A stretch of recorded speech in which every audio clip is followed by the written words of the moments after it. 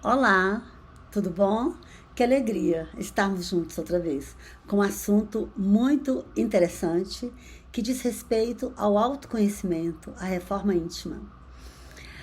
Nós sabemos que um passa pelo outro, não é verdade?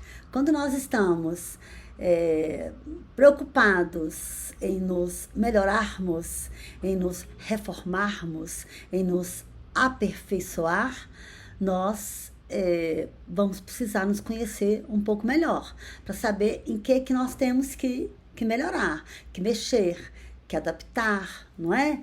Que readaptar, não é verdade? Então tem uma pergunta muito interessante aqui neste livro, O Livro dos Espíritos, de Allan Kardec, e a pergunta é a pergunta 919, muito interessante.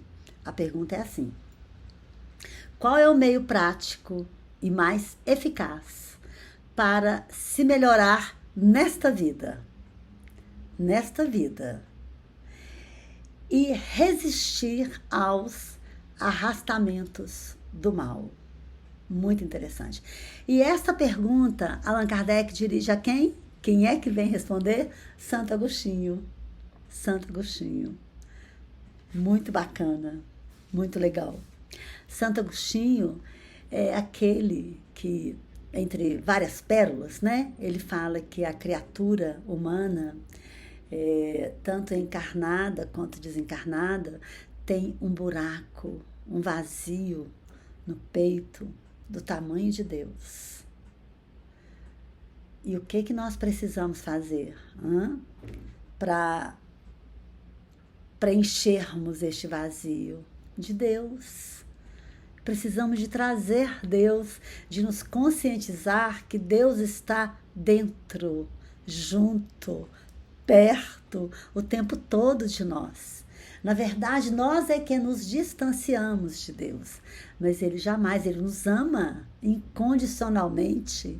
Tá aí uma coisa que a gente precisa de parar para pensar, sabe por quê? Eu vejo muitas pessoas reclamando: ah, Deus não me ouve. Deus não ouve as minhas preces. Calma, faça a prece e confia, entrega. Porque as coisas não se resolvem, meus queridos, no nosso tempo. Não, é no tempo dele, é no tempo de Deus. Então vamos ao que Santo Agostinho responde a essa pergunta, muito inteligente, não é? Qual o meio prático e mais eficaz para se melhorar nessa vida? E como resistir aos arrastamentos do mal? Santo Agostinho, do alto da sua sabedoria, responde com uma frase, a início, muito simples. Ele disse assim: um sábio da antiguidade nos disse: conhece-te a ti mesmo. Eu diria assim: conheça-te a ti mesmo. É o Sócrates. Sócrates é que nos trouxe essa pérola, não é? É isto. Então, mas como? Como que eu vou conhecer a mim mesmo? Então, Santo Agostinho ensina uma técnica muito bacana, muito legal. Ele fala assim: todos os dias, à noite, ao me deitar, eu passava o meu dia limpo, não é? Eu pensava, eu ficava assim, tentando me lembrar se eu fiz alguma coisa errada, se eu magoei alguém, se eu ofendi alguém, se alguém tinha alguma coisa a reclamar de mim. Então eu passava o meu dia limpo assim. Se eu fui tão bom quanto eu poderia ter sido, se eu fui tão gentil, educado, bondoso, caridoso, tanto que eu poderia ter sido. Queridos, olha que exercício bacana esse da gente fazer, né? Antes de dormir, passar o dia limpo, não é? Lembrar, e aí a gente vai lembrando coisas boas, maravilhosas que nos aconteceram, pessoas que cruzaram, né, os nossos caminhos, nos deixaram algo, ou então levaram algo de nós. Achei muito bacana essa técnica, sabe?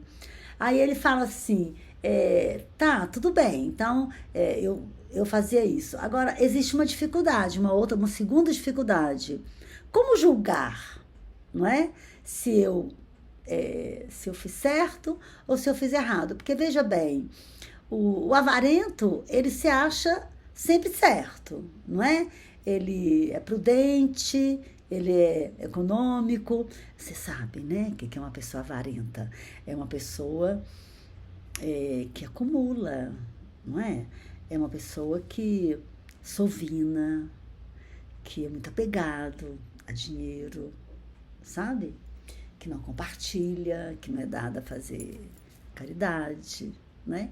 Mas a pessoa avarenta, o avaro, ele sempre vai achar que ele tem razão. A pessoa orgulhosa também, ela vai achar, né? Por mais soberba que ela seja. Então ele ensina uma segunda técnica, interessantíssimo. Ele fala assim: muito bem.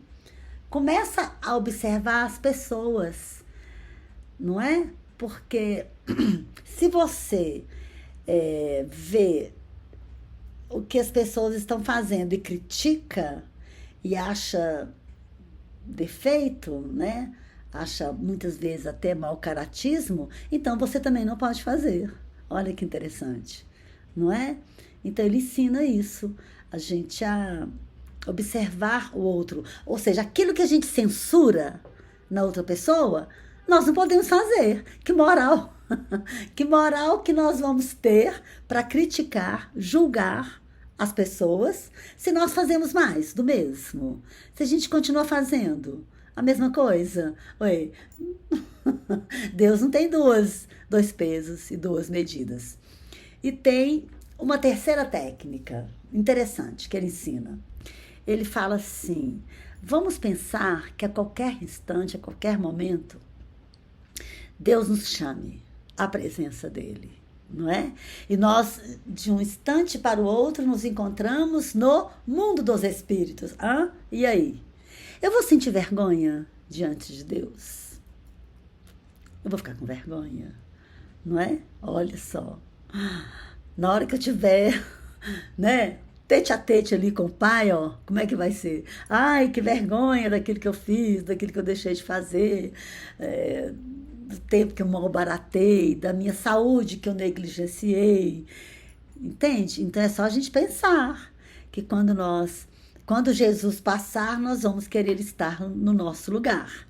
E quando Deus nos chamar à presença dele, nós vamos sentir orgulho de nós mesmos. Achei muito interessante, sabe? Tem mais coisas, mas eu acho que vocês deveriam ir lá e dar uma lidinha na resposta dessa pergunta, que tem mais coisas interessantes. Nós trouxemos aqui 6 pequenas observações que serão muito valiosas para este estudo que a gente está fazendo agora da questão da reforma íntima. Porque a nossa reforma íntima vai ser a chave do nosso sucesso. Sabe por quê? Porque nós vamos melhorar demais. Nós vamos nos alijar de hábitos, de velhos hábitos, que a gente até trouxe de outras encadernações, sabe? De outras vidas. Mas que vergonha, não é? Continuar repetindo os mesmos erros, as mesmas empáfias, né? As mesmas soberbas, os mesmos equívocos. Não é? A gente está aqui para melhorar, para nos instruirmos, para aprendermos a perdoar, a amar, para servir, não é? Sejamos pessoas generosas, dadivosas, e que nosso Senhor Jesus Cristo tenha orgulho de nos ter como colaborador, né? Colaboradora na obra dele, não é? Temos que saber aproveitar bem essa oportunidade. Então, o primeiro item é com relação ao aqui e agora. Guigui, calma, peraí um pouquinho. O ano que vem eu vou pensar nisso. Vou pensar, juro, prometo, o ano que vem eu vou melhorar, vou ver o que eu estou fazendo de errado. Ou então, estou me lembrando aqui dos regimes, das dietas, né? Segunda-feira eu começo. Não, aqui o dedinho. É aqui e agora que nós vamos começar a nos conhecer melhor e a aparar as nossas arestas íntimas, pessoais, para nos tornarmos seres humanos melhores, para sermos dignos dessa oportunidade bendita, sagrada, sacrossanta que estamos vivenciando nesta vida, nessa existência, nessa presente encarnação.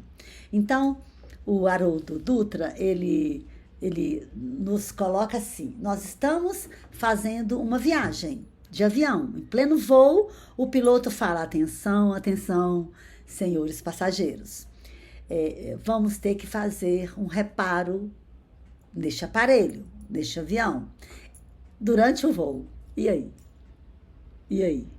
Em que pese o barulho, a confusão, nós vamos ter que fazer o reparo no avião. É o que está acontecendo conosco. Nós estamos em pleno voo, ascendente, né? Graças a Deus. E vamos, então, realizar esses reparozinhos todos, porque a oportunidade nossa é essa agora. Estou me lembrando aqui da separação do joio do trigo. Não sei se vocês sabem, não é segredo, mas eu vou contar. Nós já estamos vivendo a separação do joio do trigo. Já estamos. Espíritos malvadinhos, atrapalhadinhos, recalcitrantes, aqui o dedinho, não voltam mais para este planeta. Não voltam. Vão para um planeta bem aquém do nosso. Alguns não tem nem a luz solar ainda. E muito embora nós saibamos que o espírito não retroage, não retrocede, o que vai acontecer? Vai chegar lá já com uma certa intelectualidade. Então, vai ajudar a soerguer os que estão, né, ainda bem no início de carreira. Mas não voltam mais para essa Terra, nem para planetas iguais ou melhores do que a Terra. Então, o momento é este agora. Vamos começar, né? O segundo item também interessantíssimo, né? É sobre nós não temos que parar com as nossas atividades, para nós irmos abandonando os velhos hábitos, não é? Nós também não precisamos de nos tornar melhores para fazer nada. É fazendo que nós vamos melhorando. O terceiro é que nós não precisamos atingir uma perfeição para trabalharmos em nós os nossos pequenos desajustes, sabe? Quando nosso Senhor Jesus Cristo nos concita com a frase assim, sede perfeitos, Ele nos conhece. Ele nos conhece a todos pelo nome. Ele sabe que isso não se realiza da noite para o dia. Ele sabe que muitas vezes nós precisamos de 2, 3, 5 encarnações para melhorarmos o quê? O nosso egoísmo, egocentrismo, nosso orgulho. Ele sabe disso. Então, nada de ficar, não, Guigui, não vou começar a reforma ainda não, porque eu quero melhorar um pouquinho mais, eu quero ficar mais perfeitinha. Nem pensar. A hora é agora, beleza? Vamos para o quarto, mas antes quero voltar no terceiro. Por quê? Porque o trabalho em nós mesmos, ele vai acontecendo à medida que vamos trabalhando. Vamos lembrar aqui, por isso que eu voltei nele, que eu me lembrei de Aristóteles. Aristóteles tem várias pérolas, né? Mas uma delas é assim: a perfeição nós adquirimos pelo hábito, pelo exercício de. Então, se nós queremos ser pessoas mais amorosas, vamos exercitar o amor, vamos amar. Se nós queremos ser pessoas que perdoam, Guigui, eu tenho uma dificuldade enorme de perdoar, vamos perdoando um pouco a cada dia, entendem? É no exercício que nós vamos adquirindo a destreza, a expertise, o sentimento, a emoção, o autodomínio, o autocontrole.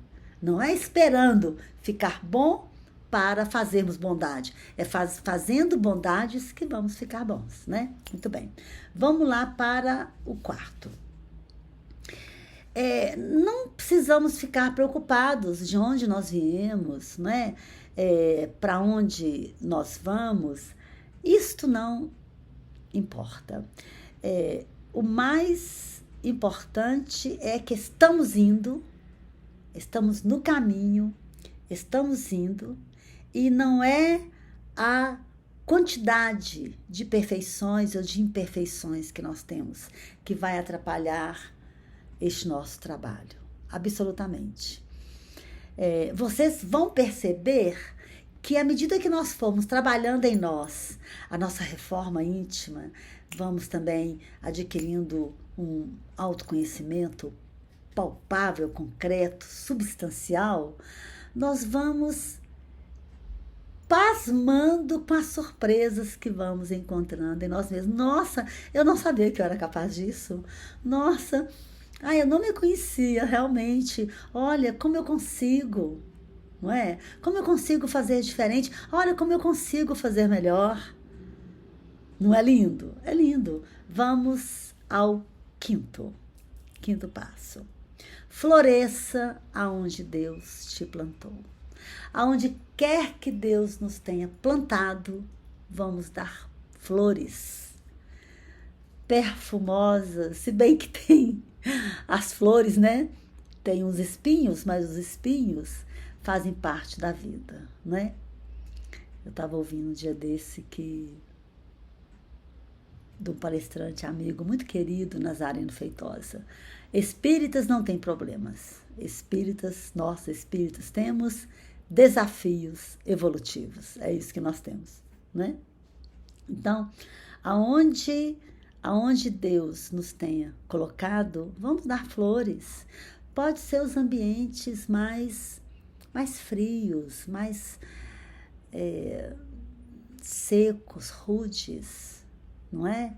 Mas vamos fazer a nossa parte. Não é porque nós estamos num ambiente hostil que nós vamos ficar hostis.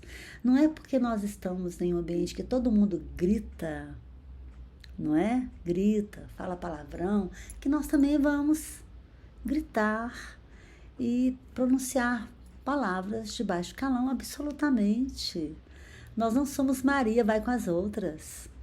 Cada um de nós tem um potencial de amor e de amar enorme e desconhecido. Compreendem? Eu acho isso muito lindo, porque nós precisamos compreender esta herança que nós trouxemos do Pai, sabe? Nós somos herdeiros do Pai.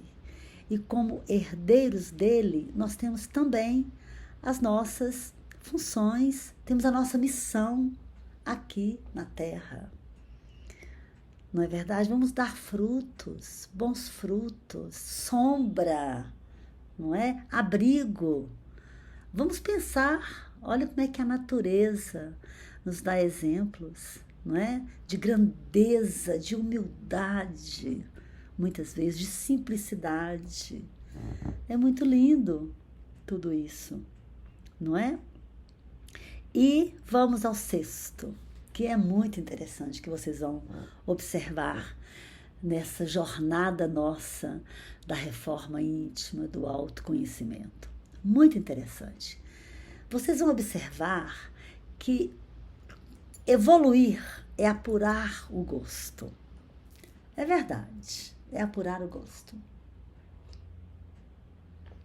Quanto mais nós subirmos os degraus, quanto mais nós nos aperfeiçoarmos e evoluirmos espiritualmente, moralmente, mais exigentes nós vamos ficando. Já não é qualquer confusão que a gente vai entrar, barulhos, pessoas complexas, complicadas, e a gente já nem vai mais atrair. Isso é interessante, né? Como que a gente atrai pessoas do mesmo naipe, não é, da gente? Os livros que nós vamos passar a degustar, a estudar, nós ficaremos um pouco mais exigentes. Não vai ser qualquer revista, qualquer jornal, qualquer leitura que vai nos trazer um prazer, sabe? Não vai ser mais. Música. É interessante. Nós passamos a ficar muito seletivos, muito exigentes com relação à musicalidade. Nós já vamos optar por músicas que tenham mais conteúdo, sabe? Que nos inspirem, altos voos. É muito interessante. Pessoas, muito interessante o que vai acontecendo com a gente. Pessoas que não nos dizem absolutamente nada, que não agregam valores conosco. Claro, nós não vamos alijar as pessoas de nossas vidas. Mas, por outro lado, talvez a gente já não tenha mais muito tempo de ficar perdendo tempo. Entenderam? É diferente. Então, nós vamos pensar um pouco sobre isso. E vamos observar que nós vamos apurar o gosto. Nós vamos querer reuniões, situações, circunstâncias que nos sintamos mais confortáveis emocionalmente, espiritualmente, lugares, sabe? Lugares para estarmos, para sentarmos o nosso espírito confortavelmente. É muito interessante. Nós vamos começando também a perceber as questões dos equívocos. Então, por exemplo, nós vamos começar a perceber que o errado continua sendo errado, mesmo que todo mundo faça.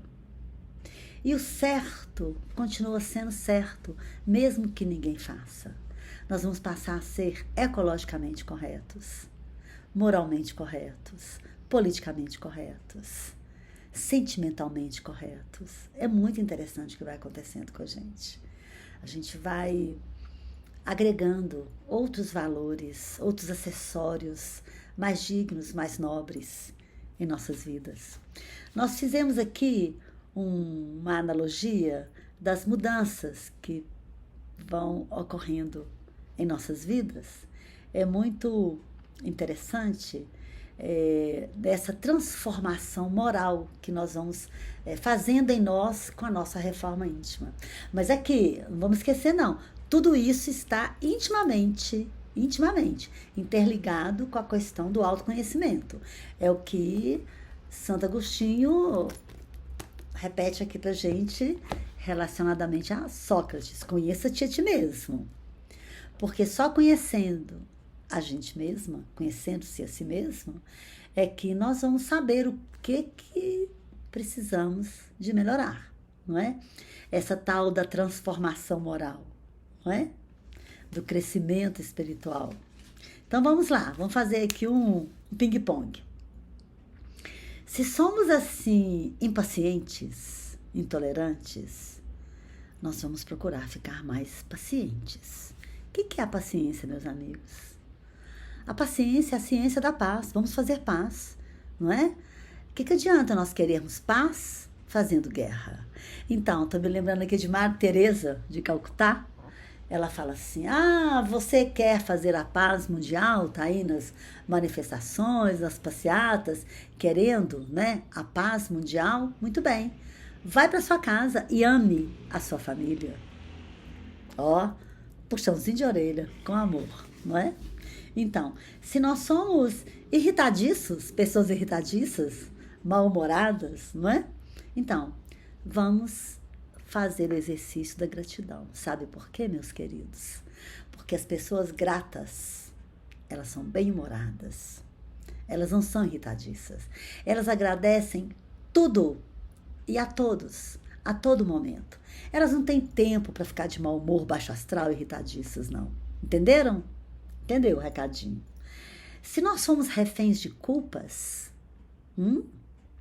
nós vamos exercitar conosco, primeiro, o alto amor e o alto perdão. Porque eu vou contar para vocês, culpa é um caso sério. Culpa escancara as portas para processos obsessivos. Prestaram atenção? É verdade. Porque vem aquele tanto de adversários do passado na sua cabecinha e fala assim: eu sei o que você fez no passado. Aí vem as imagens, as lembranças, vamos fugir disso. Fiz, tá feito, é o melhor que eu pude fazer naquela época, arrependi, nunca mais vou fazer, pronto, melhorei, cresci, evoluí, ascendi, não é? Melhorei em todo sentido, não faço mais, pronto. Beleza? Porque senão, se ficar remoendo culpa, vira remorso, aí acabou. Aí para o processo obsessivo é um segundo. Vamos lá. Reféns de vícios e de paixões. Sério, né? Vícios e paixões. Não estamos falando só de sexo, droga e rock and roll, não. Certo? Estamos falando de promiscuidades, de hábitos que você não confessa nem a si mesmo. Então, este caso é mais sério, tá? Este caso aí precisa de uma ajuda, de um atendimento fraterno, uma ajuda, auxílio espiritual, para que a gente vá deixando. A gente não vai conseguir deixar, vocês estão entendendo? Assim, as paixões, os vícios da noite para o dia. Não, nós já conversamos sobre isso. Quando nosso Senhor Jesus Cristo nos diz sede perfeitos, ele já sabia que não seria da noite para o dia, ele nos conhece. Mas aqui, vamos dar o primeiro passo, tá certo?